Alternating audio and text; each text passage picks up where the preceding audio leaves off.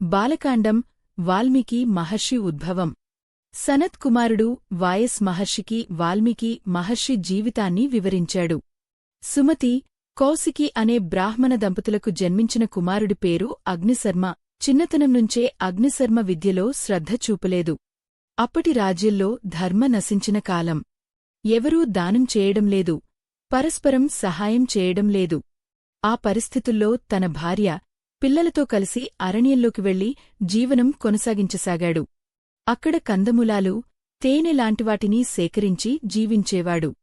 జీవనోపాధి కోసం దొంగలతో కలసి దొంగతనాలు చేయడం ప్రారంభించాడు. ఒకరోజు అటుగా వెళ్తున్న మహర్షులను ఆపి వారి దగ్గర ఉన్న వస్తువులను ఇవ్వమని డిమాండ్ చేశాడు. మహర్షుల్లో ఒకరు అడిగారు, నీవు ఈ దొంగతనాలు ఎందుకు చేస్తున్నావు? అగ్నిశర్మ సమాధానంగా, నా కుటుంబాన్ని పోషించడానికి చేస్తున్నాను. అప్పుడు వారు, నీ కుటుంబ సభ్యులు నీ పాపాన్ని పంచుకుంటారా? అని ప్రశ్నించారు. తర్వాత అతను భార్య, పిల్లలను అడిగాడు. వారు, నువ్వు తెచ్చి పోషించు, మేము అనుభవిస్తాం కాని నీవు ఎలా తెచ్చావో అది నీ బాధ్యత అన్నారు. ఇతడు తీవ్ర విచారంతో తిరిగి మహర్షుల వద్దకు వెళ్లి పాపాన్ని నశింపజేసే మార్గం అడిగాడు. వారు ధ్యానం చేయమని చెప్పి వెళ్ళిపోయారు.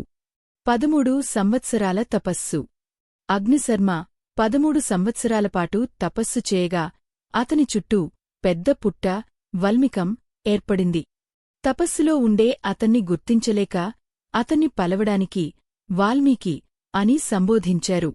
ఇదే అతని పౌరాణిక నామమైంది. మహర్షులు ఆయనను ఉత్తరదిక్కుగా వెళ్లి భగవంతుడిని ధ్యానించమని సూచించారు. వాల్మీకి మహర్షి కుశావతి దేశానికి వెళ్లి పరమశివుడిని ఆరాధించాడు. తర్వాత ఆయనకు విష్ణువు కథను వ్రాయగల దైవిక అనుగ్రహం లభించింది. నారదునితో సంభాషణ. తపస్సు చేస్తున్న వాల్మీకికి నారద మహర్షి దర్శనమిచ్చాడు. వాల్మీకి అడిగాడు, ఈ లోకంలో ఉన్న గొప్ప గుణాలన్నీ కలిగిన వ్యక్తి ఎవరు? ఈ ప్రశ్నకు సమాధానంగా నారదుడు శ్రీరాముని గురించి చెప్పారు. ఆయనలో ఉన్న 16 మహాగుణాలను వివరిస్తూ సంక్షిప్త రామాయణం సుమారు 100 శ్లోకాలతో చెప్తాడు. క్రోంచ పక్షుల సంఘటన. ఆ తరువాత ఒకరోజు వాల్మీకి తమసా నది తీరానికి వెళ్తూ సంభోగంలో ఉన్న 2 క్రోంచ పక్షులను చూశాడు. ఓ బోయవాడు మగపక్షిని బాణంతో చంపాడు. ఆడపక్షి దుంహకంతో విలపించింది. ఈ దృశ్యం చూసి వాల్మీకి బాధతో స్వయంగాగా శాపవాక్యాన్ని పలికాడు. మా నిషాద ప్రతిష్టాం త్వం గమః శాశ్వతీ సమాంహ యత్ క్రోంచమథనాదేకం అవధిన్హ కామమోహితం. ఈ శ్లోకం వాల్మీకి నోట స్వయంగా వచ్చిందని బ్రహ్మదేవుడు వచ్చి చెప్పారు. ఇది రామాయణం మొదటి శ్లోకం. నీవు ఇది రచించు. నీకు వరంగా వరమిచ్చాను. రామాయణంలోని అన్ని సంఘటనలు నీకు కనిపిస్తాయి. వాల్మీకి రామాయణ రచన. వాల్మీకి 24,000 శ్లోకాలతో 6 కాండలతో కూడిన రామాయణాన్ని రచించాడు.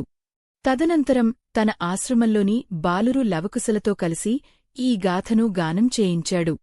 వారు తరువాత అయోధ్యకు వెళ్లి శ్రీరాముని సమక్షంలో రామాయణాన్ని గానం చేశారు.